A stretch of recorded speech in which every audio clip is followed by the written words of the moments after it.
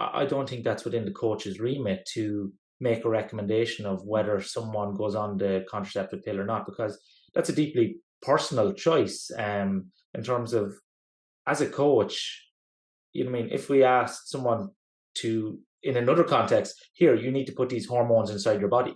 This is, if you say that to a coach, do you think it's okay for you to tell your athletes to put these hormones in their body? I don't think any coach would say yes unless they're, you know, in some sort of doping program.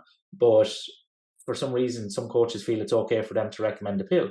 And again, when we talk about scope of practice, the only one that can make that kind of recommendation is a medical professional that's suitably qualified to make that recommendation.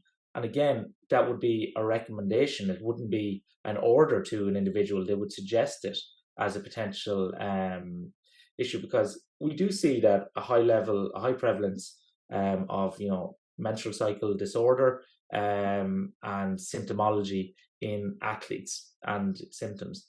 Now, when we look at the anecdotal evidence, you talk to some people about, well, the motivations to use the contraceptive.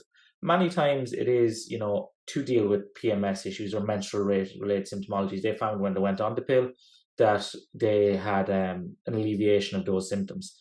Conversely, you see a lot of people go on contraceptives and it causes symptoms. Like, the contraceptive itself is not side effect free. Our paper also showed that a high proportion of female athletes on hormonal contraceptives report side effects of them as well. Many of them that are matched to menstrual cycle related ones, there's similar enough ones. So, and people will often use different forms of hormonal contraceptive to find which one suits them best. So, and then the other reason why a lot will say to use the contraceptive is to control menses, to control their period.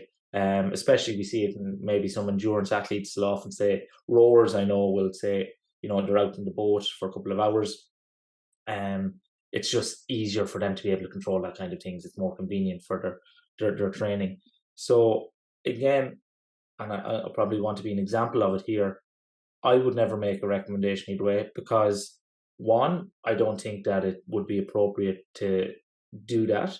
And two, as a sports scientist, a strength and conditioning coach, an academic, I'm not qualified to do so. That is, I'm not a medical professional. PhD is not MD. So I can say this is what the evidence says, but you have to respect scope of practice. And I think coaches need to be very aware of their scope of practice. If they have an athlete that is suffering menstrual issues, and whether that's menstrual dysfunction or irregularity or menstrual related symptomology or side effects, your job as a coach, a sports coach or an S&C coach, is not to deal with that. That is something this is why we have interdisciplinary teams. That is where you talk to the team doctor. It's where you refer out to someone that is qualified to deal with that. Now, I'm all for sharing resources and everything like that, but I will never sit down with a female athlete and ask them, okay, tell me what's wrong. I think go away and get yourself the oral contraceptive pill. I can make the recommendation of, I think you need to go speak to a doctor and see what they think, but I don't think it's in our scope of practice to make those type of recommendations. I don't know what you think about that, Eric.